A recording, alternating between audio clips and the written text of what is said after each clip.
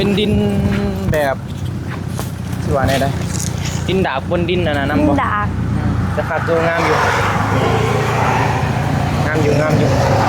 โอเคเขาก็สีน้ำดินนี่คนเข้าไปใส่หลอกก็ที่ว่ามันยังว่างนั่นแหละเนาะมา หลายอย่าง ใส่แบบหลายอย่างเนาะเอนเซล่า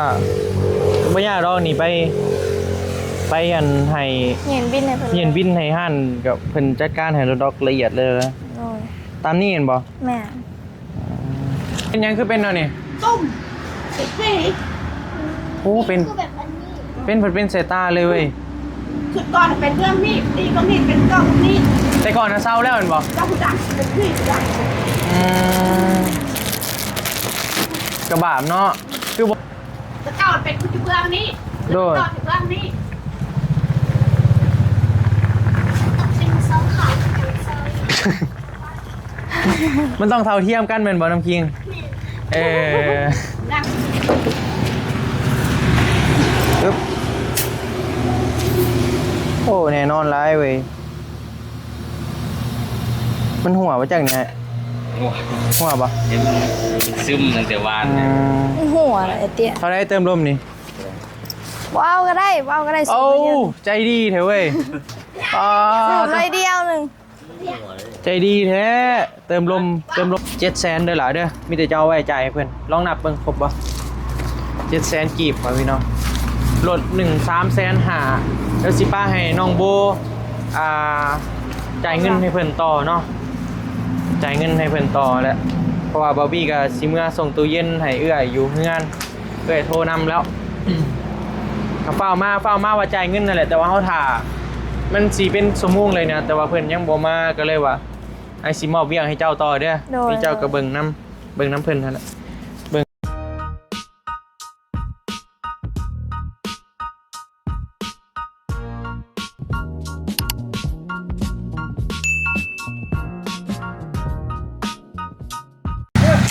ปึ๊บเรียบร้อยพี่น้อง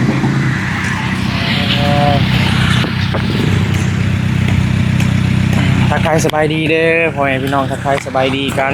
บรรยากาศยามเช้าๆเนาะพอดีได้สั่งดินไปนี่แหละพอดีบอบบี้กำลังสิมาจ่ายค่าดินให้เพิ่นสั่งไป2รถพี่น้องเพิ่นกำลังอีกรถหนึงเพิ่นกำลังสิเอามาโอ้เฮ็ดยังไงนี่ ตักเช้ามาอย่าลูกสบายดีเด้อ สบายดีเด้อไม่เท่าเอ้ยพี่น้องเจ้าหน่อยเพิ่นเอามาอีกแม่นบ่รถหนึง แม่จะบอกเลย เพิ่นจกอยู่ไสก็แม่ใกล้นี่บ่รถหนึงในท้องนี่เลยเห็นบ่ แม่วานกันมาเพิ่นอวยเขาได้แล้วกัน ไม่ได้มันจึงอยู่บ่ไกลเด้มันจึงอยู่บ่ไกลโดยกำลังว่าสิมานี่แหละจ่ายเงินค่าดินให้พี่น้องได้สั่งเพิ่นไป2รถหนึ่ง350,000รถละ350,000กีบก็รถละ500 บาทประมาณ500 บาทถ้าว่าเป็นเงินไทยเนาะพี่น้องอันนี้คือดินเป็นดินแบบที่ว่าไหนได้ดินดาบบนดินนะน้ำ ดิ บ่ นดาก จะขาดตัวงามอยู่โอเคเขาก็สีน้ำดินนี่คนเข้าไปใส่หลอกก็ที่ว่ามันยังว่างนั่นแหละเนาะมา คนเข้ามานี่โทรมาบ่ทันเนาะทันมาทันในเป็นทอนี่เลย ยังอีกรถหนึ่ง ถ้าไม่บ่ มันค่าอันนี้ค่าก็เอาออกเดี๋ยวยังอีกรถหนึ่งอ่ะสิว่าสิทอยเขามานี่ โอเคก็ถือว่าประมาณนี้เลยบ่พี่น้องสบายดีป้าลุง สบายดีเด้อ เพิ่นไปจกใกล้ๆนี่มันบ่ แม่น รถละ500 บาทกะแพงบ่กะบบก็ธรรมดาอยู่บ่พี่ก็ใหญ่เติบอยู่เป็นรถรถด้ามน้อยนั่นแหละพี่น้องเป็นรถด้ามน้อยพอดีหลังจากกลับจากไปซอยภัยผู้ประสบภัยน้ำท่วมเมื่อวานนี้ก็กลับมาสิพากันลุยงานเลยพี่น้องนี่แหละบ่บี้ก็สั่งดินสั่งหยังมาแล้วก็สิลุย ลุยนี่แหละคนพากันคนเข่าเลยกันไปซื้อเล็กซื้อยังมาแหละเริ่มดำเนินการเลยแหละเพราะว่าเกี่ยมนะเมื่อนี้กับวันอาทิตย์เนาะ แม่ ม่ วันอาทิตย์วันจันทร์วันค้านนัดกับสั่งว่าวันค้านเพิ่นจะมาเฮ็ดให้เฮาอะนะ โดยเพิ่นจดให้แล้ว ใช่เอาบินมาเบิ่งด้วยฮะอยู่ไส ใน บินอยู่ในบ่ แม่เอา จดแล้วบ่ จดแล้ว แซ่ไปเอามาเบิ่งก็ได้ไหมน้องหลาเพิ่นว่าเพิ่นจดให้แล้วค่อยพี่น้องเดี๋ยวบ่บีก็สิบางทีก็อาจจะมื้อนี้หรือว่ามื้ออื่นไปซื้อเพราะว่าวันค้านแม่นเพิ่นจะเริ่มเฮ็ดเลยเดี๋ยวเบิ่งตัวจริงก่อนเนาะก็ถือว่าดินตอนนี้เฮาก็มีแล้วบรรยากาศยามเช้าๆเด้อค่อยพี่น้องอยู่ที่เฮือนน้องโบเนาะใช้มีหยังแน่เอ่ย หลายอย่าง ใช่เบิกก็หลายอย่างเนาะเอนเซล่าไม่ยากหรอกนี่ไปอันให้ เห็นบินในเพิ่น เย็นบินให้ห้านกับเพิ่นจัดการให้รถดอกละเอียดเลยนะ โอ้ย ตามนี้เห็นบ่ แม่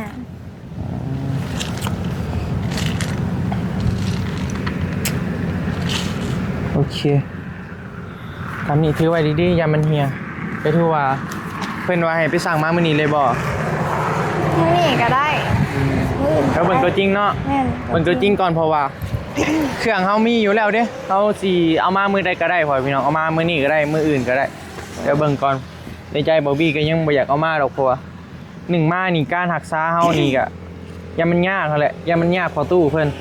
เพราะว่ารู้สึกว่าแถวนี้โจรร้ายแม่นบ่อืม โดย แล้วบัดมื้อเฮาสิเฮ็ดคักๆก่อนจึงค่อยเอามาเนาะเดี๋ยวถ้ารถมาเลยก็สิจ่ายเงินพ่อพี่น้อง2รถก็พอดี700,000เนาะ700,000กีบประมาณ1,000 กว่าบาทเนาะ1,000 บาทนี่แหละเอาง่ายๆก็คันลื่นก็ลื่นน้อยนึงกว่า1,000 บาทหามันถือ600,000ไปป้ายพ่อพี่น้องก็ถือว่าประมาณนี้ล้อเข็นล้อยังเฮามีบ่มาอยู่เขา มี แก้ไม่ให้เพิ่นถอกใส่นี่เอาอันเฮาคุดเขามันก็ง่ายอยู่นี่มันก็อยากใกล้อยู่ โดย ออกสนีเลยก็ได้ออกสนีรถหนึ่งถึกแล้วออกสนีรถหนึ่งเลยออกสนีรถหนึ่งเพราะว่าคะแนนว่ารถหนึ่งมันบ่พอแล้วเนาะย่านคะแนน2รถแล้วย่านเฮาได้ตัดออกอีกเพราะมันเป็นทางหนาเด้เดี๋ยวถาเพิ่นมาก่อนเพิ่นพี่เนาะสบายดีเด้อแม่เฒ่าเด้อ โดยสบาย สิกินข้าวบ่ กินข้าวกินข้าว เอากิน อาหารการกินได้มาเลย โดยคักแล้วนี่คักสุดแล้วหน่อไม้นี่ อาหารพื้นบ้านได้ แซ่บแล้วแม่เฒ่ากำลังถาเพิ่นเอาดินมาถอกอยู่เพิ่นนะ ฮะฮะ ยัง แซ่บบ่ แซ่บ แซ่บระวังกระเพาะได้ยามเช้าซ้ำนี่ กระเพาะมันชินละ เป็นคือกันบ่ เป็นคือกันมันกิน คื แล้ อ ว กินซะคือกินได้ เจ็บแล้วก็กินยา โอ้ยแม่เฒ่าเอ้ยอันตรายอยู่ได้กระเพาะนะมันทำงานหนักเลยเด้มันทำงานมาหลายปีเลย ยามัน อยากเนาะมันแซ่บแม่นบ่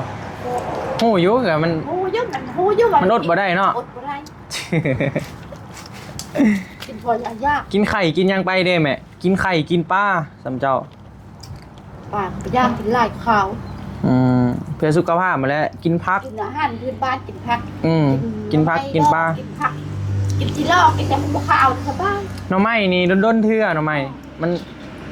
มันพิษแห้งอยู่ได้หน่อไม้ กระเพาะนี่สุดแล้ว แต่มันยากเนาะแกงไทยขออาหารพื้นบ้านกระเพาะเนี่ยเป็นตั้งแต่เกิดอันแม่เข้านี่ แม่นว่าโอ้เอาคู่มือนี่บ่เจ็บบ่ซะแม่ เจ็บเยอะกินได้แล้วมันเข้า อืม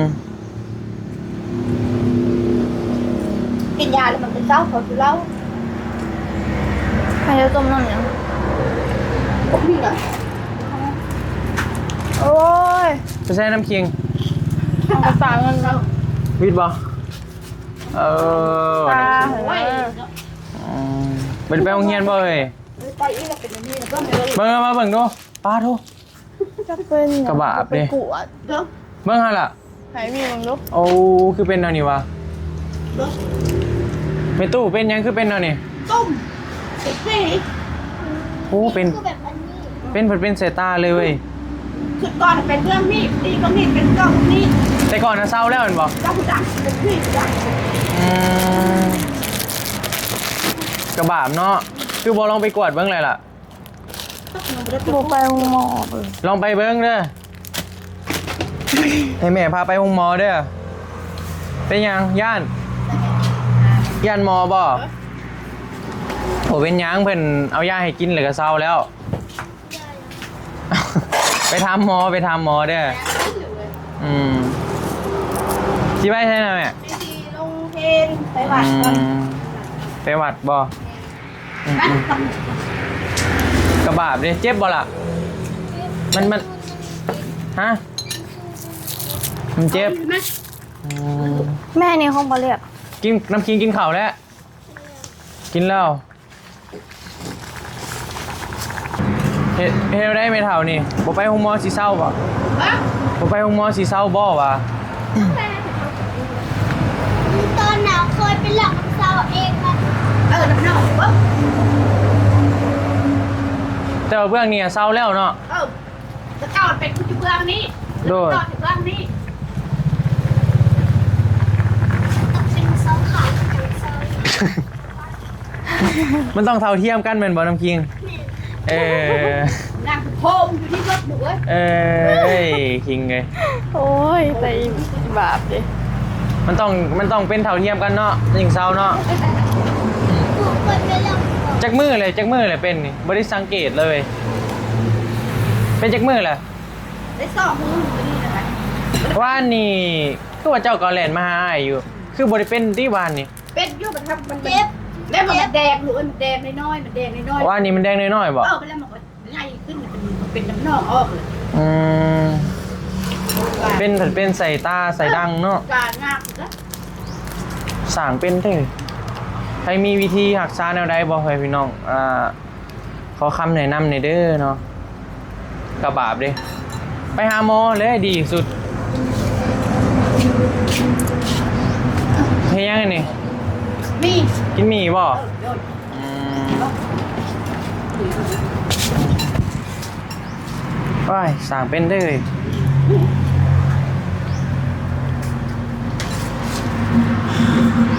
เป็นตอนหน้าจักมือโดนเติบไปเนาะ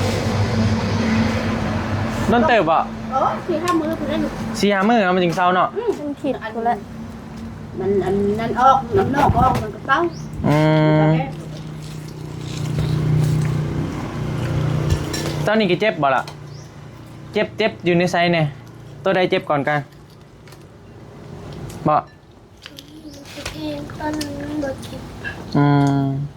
เพราะมันอยู่ในตาดิสินประสาท เป็นประสาท บ่ได้เคยไปกวนแม่นบ่ บ่เคยพูดเชื่อเลย มีแต่มันดีเอง กินยา กินยาหยังกินยาหยัง ยากับยาเก็บ ยาปีกับยาแก้ปวด ให้มันปวด อืม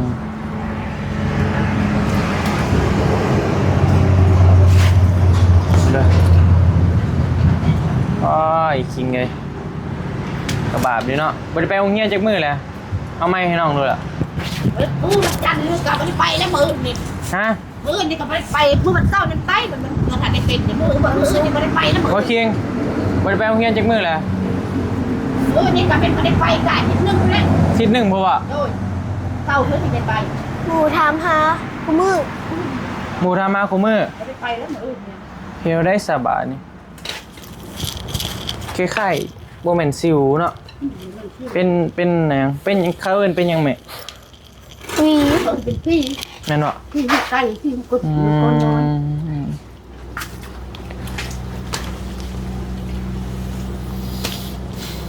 2 มื้อ3 มื้อ4 มื้อทิศหนึ่งแล้วเนาะทิศหนึ่งกินแตกแม่นบ่ทิศหนึ่งกินเศร้าเบื้องแต่ก่อนเบื้องนี้เป็นใหญ่บ่เบื้องนี้ มันบ่ใหญ่ปานใด ซ้ำนี้เนาะโอ้ตาจนอันน่ะเบิดเลยปีหน้ามาดูหั่นล่ะอ๋อตกเลยพี่เนาะแนมคัดใต้เนาะแล้วเนาะ ก็คัดตา มันก็คัดแล้วเนาะมันไข่เนาะ ไข่ก็คัด มันเนมเห็นในหนึ่ง อืม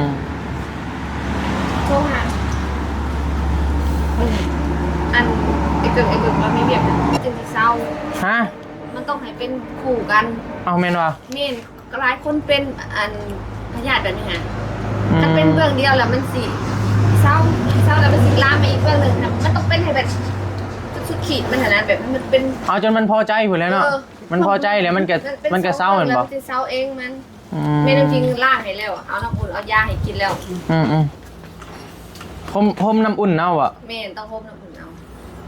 มีคนเคยเป็นอยู่เห็นบ่ เมนคนเป็นหลาย อืม เด็กน้อยซับนี่เห็นกำลังเริ่มเป็นหลายแล้วยุเฮียนก็เป็นหลาย สาเหตุมาจากไส้นี่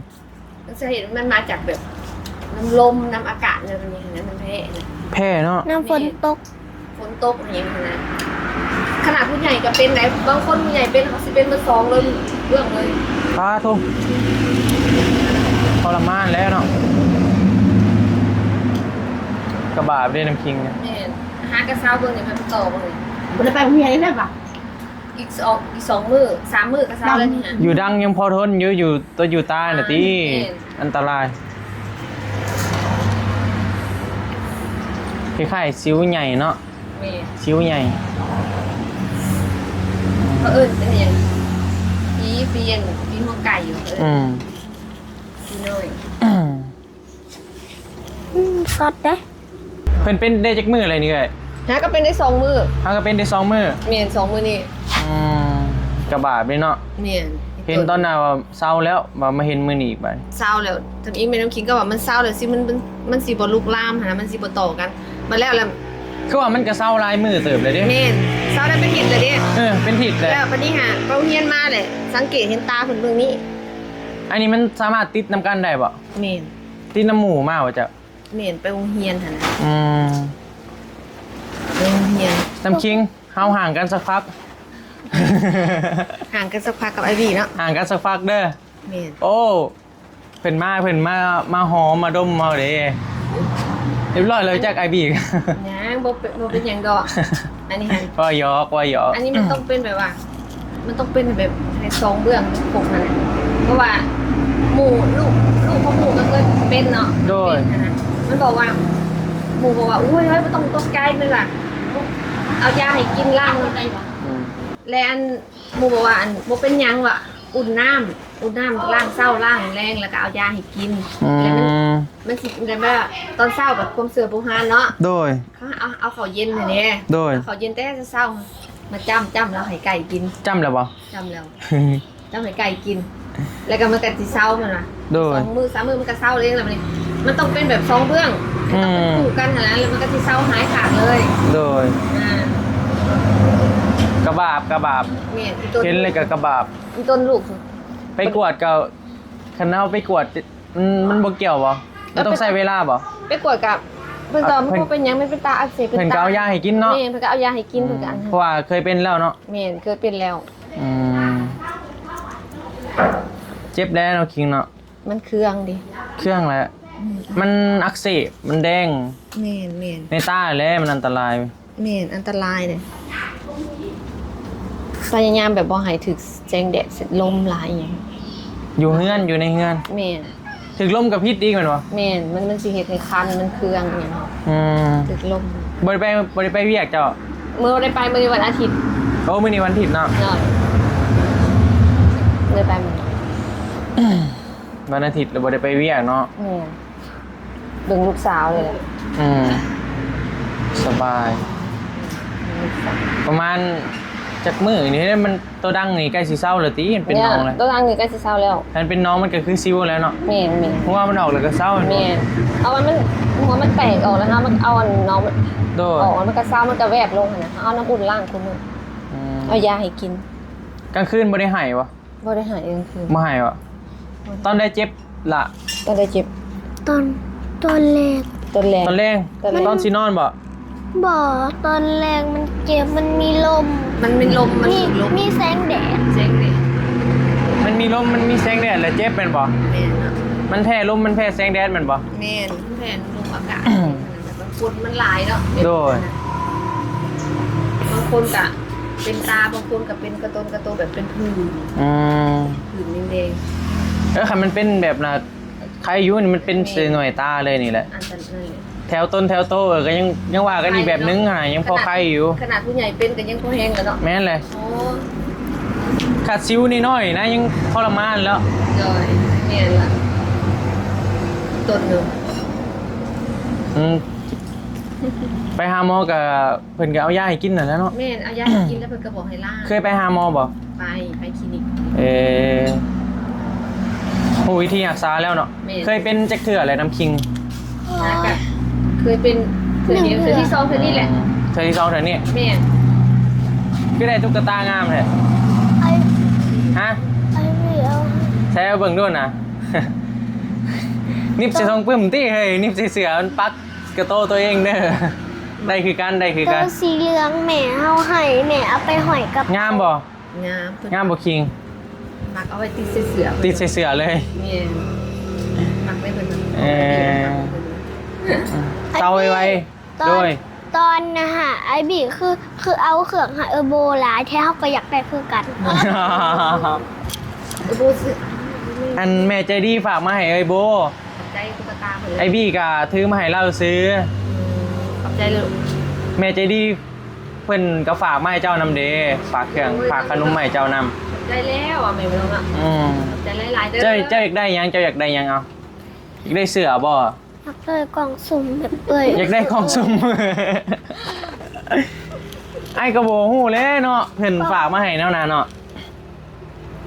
เด้ก็คือกันนั่นแหละกับกล่องสุ่มตุ๊กตาเจ้า นี่กล่องสุ่มนี่นี่น่ะ คือกัน คือการลูก เขาหลินน้ำเบโบเด้อเขาหลินน้ำเราเด้อยืมเรา ขนาด iPad แล้วยังบ่ให้ลิ้น เอ้ยเราอยากจะเห็ดจอมแตกประจักให้น้องหลินน้ำแหละ เบโบมาให้หลินบ่ให้เรานะคิงให้เราโลดเด้อ จะบอกเอาไปเฮียนหนังสือ คิงอยากได้หยังอยากได้หยังอยากได้เสื้อบ่อยากได้หยัง อยากได้โทรอยากได้โทรศัพท์ให้แม่ อยากได้โทรศัพท์ให้แม่ไปยังคืออยากได้โทรศัพท์ให้แม่ เพราะแม่มันแตก ของแม่มันแตกเลยยังได้อยู่ลูกเอาละ คิงก็ซื้อให้แม่แหละ มันยังใส่ได้อยู่ คิงเป็นยังคิงคือบ่ซื้อให้แม่ บ่มีเงิน บ่มีเงินถ้าคิงมีเงินสิซื้อให้แม่บ่อยากซื้อให้แม่บ่เฮ็ดได้จึงสิมีเงินบัดนี้ เก็บเอา เก็บเอาได้เท่าใดแล้วได้เงินเท่าใดแล้ว ได้ร้ายแล้วพอเก็บกระปุก ยังไม่ได้เอาไปจ่ายเตย เบิ่งดูหั่นล่ะตาเจ้าน่ะโอ้มันตามันกระเด้งเนาะแดง มัน ตา เริ่มสิมันสิเป็นอันนั้นน่ะดิมันเริ่มเป็นหนองแล้วมันแตกแล้วมันก็เศร้า แล้วมันก็โยบลงเหมือนบ่ เมย์มันก็โยบลง เออ ดีเห็นบอกให้หรอคือเอิ้นเป็นฝีเปลี่ยน หัวไก่นี่ เศร้าไวๆเด้อ คันคนไทยเขาสิเอิ้นแบบเป็นตากุ้ง มือน่ะคือมือเอาเครื่องน้ำกันก็คือบ่ได้เป็นหยังถ้าก็เป็นว่านนี่บ่ นี่ มือน่ะก็ยังปกติอยู่แต่ว่าว่านนี่ก็เพิ่นก็แล่นมาหาแต่ว่าบ่ได้อยู่น้ำกันดนนะ เมย์น้ำคิงก็ไปเวียกกับเพิ่นตามปกติแล้วเพิ่นนอนกลางคืนแล้วเพิ่นบอกว่าแม่ข่อยหันรู้สึกว่าข่อยเครื่องตาเพิ่นว่า เป็นมันคันอยู่ มันคันบ่ แม่นมันคันแล้วเพิ่นว่าข่อยเครื่องตาได้ข่อยคันแล้วเพิ่นสีคันเพิ่นบ่สีมันสิบ่มันสิบ่อันนั้น มันบ่เป็นบ่ แม่นมันสิบ่โปขึ้นมันสิบ่พองขึ้น แม่นบ่ เพิ่คันแล้วเพิ่นสีให้น้ำเด็กน้อยเนาะเวลาคันแล้วตื่นสมาแล้วมันกับแดงแล้วมันกับผื่นแม่ก็เลยว่าโอ้เป็นอาการเก่าละเป็นคือเบื้องนี่แหละเบื้องที่เป็นเบื้องอันซ้ายเพิ่นนั่นล่ะ มันต้องเป็นแบบท้องเบื้องมันจึงจะเศร้าเลยแบบนี้ ดูเอาเซาไวๆเด้อล่ะเด้อเดี๋ยวถาเพิ่นเอาดินมาขอกก่อนพ่อพี่น้องเราจังว่ากันใหม่ใส่เพิ่นมาเติมลมบ่ ใส่เสือกมัน เติมลมบ่สั่น ใส่ได้เฮ้ย เอาลองเบิ่ง ใส่บ่เป็น เป็นบ่อ้าวใส่บ่เป็นกินนี่บ่เป็นอยู่ ใส่อันนี้บ่เป็น อืม คิงยังไปนั่งคือไปนั่งคือ โอเคปึ๊บ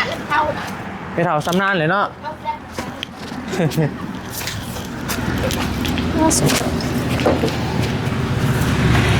ปึ๊บโอ้แน่นอนร้ายเว้ยมันหัวมาจากไหน หัวบ่ ยังซึมตั้งแต่วานนะ หัวไอเตี้ย เขาได้เติมลมนี่ ว้าวก็ได้ว้าวก็ได้ โอ้ สูบเดียว ใจดีแท้เว้ยอ๋อ สูบเลยเดียวหนึ่ง ใจดีแท้เติมลมฟรี มาหน่อย ตื่น เติ มี มลม ไว้ ฟรี เมื่อวานมีเหรอบอก เพราะวันขาดบ่มีที่ฝ้าวไปห้านไว้เดี๋ยวเลยซะ พ่อเถาก็ไม่ได้จอดพ่อเถาก็พ่อเถาก็ มีที่เปลี่ยนใส่เนาะตอนนี้กำลังถ่าเพิ่นเอาดินมาส่งอยู่ค่ะพี่น้องแต่ว่ายังบ่มาจักเถื่อคือซีเมนต์เพิ่นยังไปหาแหวกินข้าวบ่ยังเนาะไปจะเอาไปนั่งรวมกันอยู่ตู่โอเคพ่อพี่น้องเป็นยังคือบ่เอาเงินนะเพิ่นกินนี่ เอาสูบหน่อยเดียว ใจดีแท้เนาะโอ้ ส่วนร้ายกับคนในบ้านมาสูบคนหูจักกันกับบ่ได้เอาเงินดอก แม่นบ่ถ้าสู้ไม่ค่อยได้เอาเงินบ่ บ่ แม่นบ่ เอาบ่เอาดอก บ่เอาเงินก็ได้เราว่าโอ้คักอะลีว่ะค่อยสิได้อันให้เขาเจ้ามาสูบอยู่นี่ได้เด้อเดี๋ยวสิมาลองใส่บริการก่อนจักมือพ่อพี่น้องสิตีนมันบ่แป้ก็สิแป้นะสิลองเบิ่งว่าเพิ่นสิเอาบ่เกี่ยวกับคอมบ่บี้แล้วเอาเงินบ่จักเบิ่งนี่ บ่เอาดอก ไปได้ความรู้สึกไปหลินวานนี่บ่แน่นไปหลินไปอันซอยไผน้ำท่วมมาแหละ กะม่วน ม่วนบ่ แม่นประสบการณ์ใหม่ดิ ประสบการณ์ใหม่ ทั้งม่วนทั้งเมื่อยหั่นแหละ ๆทั้งเสียวน้ำเนาะ แม่น เสียวลีได้พ่อพี่น้องก็ถือว่า เป็นการหนังเฮือขามเซไปแบบ กมันก็ยังดีอยู่แบบเฮือใหญ่ไงแหละกมันใจนะมันเป็นเฮือใหญ่พ่อพี่น้องมันก็ถามว่าเสียวบอกก็เสียวแต่ก็ มันเฮือใหญ่นั่นแหละว่าง่ายๆก็มันก็คักแบบหนึ่งได้มันก็เป็นอีกหนึ่งบรรยากาศ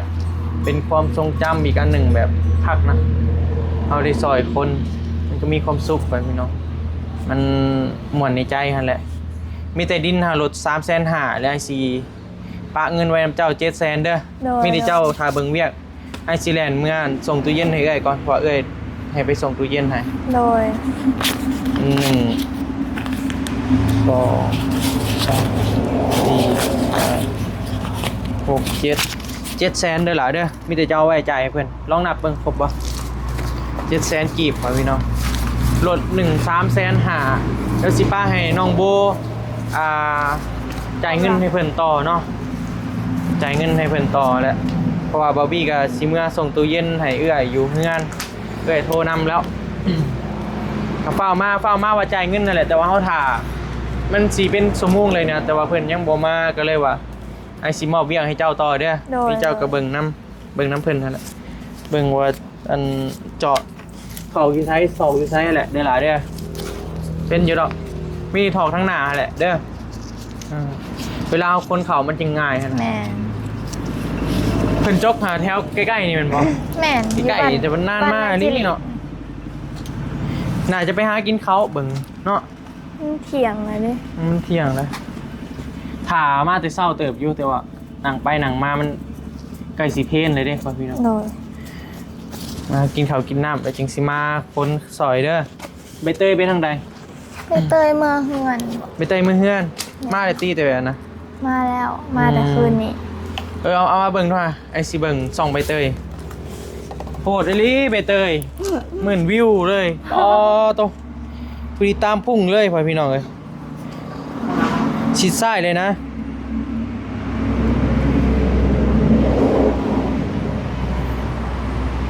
น้องใบเตยชาแนลเด้อบอบบี้ใส่เบิ่งเด้อส่องน้องปอโตโคตรโพยอดวิว9,200คลิปแรก ว้า 1 วันผ่านไปคลิปเอาน้องโบเข้าไปให้เมตู้อยู่ข้างเฮือนนี่แหละคลิปที่2เมื่อคืนนี้13 ชั่วโมง 4,000 วิวไปพี่น้องป้าสมกับเพิ่นหมู่ไว้อยู่ก็ถือว่าน้องใบเตยนี่ก็เป็นเด็กน้อยคนหนึ่งที่ว่ากล้าแสดงออกไปพี่น้องก็ถือว่ามีพรสวรรค์ในการเว้าเนาะก็ถือว่าเป็นการดีเลยแหละเพราะว่าการที่ว่าเราเฮ็ด YouTube นี่นะมันก็หลักๆก็คือต้องเว้าแหละต้องกล้าแสดงออกต้องเว้ากล้าว่าเลยก็กล้าว่ากล้าแสดงตัวจริงถ้าว่าเฮาอายกล้องนี้แล้วแหละเป็น YouTube นี่นะ ร้อยลี่ใบเตยเป็นเว้าเด้เพิ่นสมเพิ่นหมู่ไว้อยู่ไว้พี่น้อง โอ้ยคันเฮาเฮ็ดนี่พวกเจ้านี่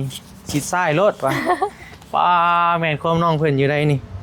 ยอมแล้วแนวนี้เนาะผู้ติดตามผู้ติดตาม 1,360 คนพ่อพี่น้องน้องใบเตยชาแนลคือว่ากฎของ YouTube นี่นะผู้ติดตาม 1,000 นี่ก็ผ่านแล้วยังเหลือแต่ชั่วโมงบัดนี้ 4,000 ชั่วโมงเรื่องผู้ติดตามนี่ถือว่าน้องเพิ่นผ่านแล้วพ่อพี่น้องต่อไปแม่นยังเหลือแต่เรื่องชั่วโมงถ้าชั่วโมงนี่ชั่วโมงนี่ต้อง 4,000 ชั่วโมง 4,000 ชั่วโมงนี่ต้องลงหลายคลิปอยู่ดนอยู่ประมาณอาทิศนึงเพราะอะไรคันว่าลงดูนะแต่คันยอดวิวแบบนี้นะ 9,000 หรือว่าหลักหมื่นนี่ประมาณ 3-4 หมื่น 3-4 คลิปคันว่ามันได้แบบยอดวิวเฮาแบบมันแบบ11,000ก็ผ่านแล้วชั่วโมงนะยังเหลืออีก 4,000 ชั่วโมงก็ผ่านแล้วฝากน้องเพิ่นในเด้อพ่อพี่น้องเด้อน้องเพิ่นก็อยากลองเฮ็ดนั่นแหละก็ถือว่า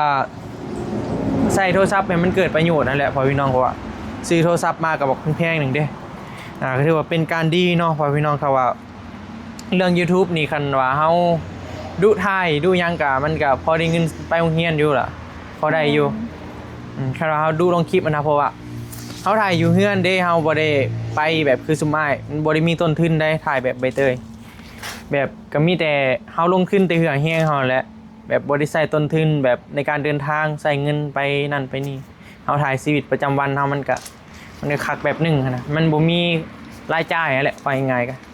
มีเท่าถ่ายมาเฮ็ดอยู่กินมื้อนี้เด้อสิเฮ็ดอยู่กินหยังประมาณนี้จังได๋ก็ฝากน้องเพิ่นในเด้อพ่อพี่น้องเด้อก็ประมาณนี้แหละไอ้สิกลับก่อนเด้อ โดย เพราะว่าเอื้อยให้พี่ส่งตู้เย็นแล้ว700,000มีแต่เบลสิถ่ายก็ถ่ายตอนจ่ายเงินค่าดินหั่นนะเพราะว่าวีสีมอบเวียงให้น้องโบไปซานต่อไปพี่น้องประมาณนั้นแหละเด้อไปเดี๋ยวช่วงพุ่นแหละบ๊ายบายไอ้เฮ็ดเวียกอยู่เฮือนแล้วไอ้จังสิมาใหม่สบายดีเด้อ สบายดีเด้อ โอ้ยป่ะไปพี่น้องเดี๋ยวหากลับก่อนบัดนี้ก็จังได๋ก็ทาเบิ่งนํกันนี่แหละ บ่าววีก็สิมาคนดินซอยน้องเพิ่นอยู่มื้อนี้ก็ป่ะบ๊ายบายไปก่อน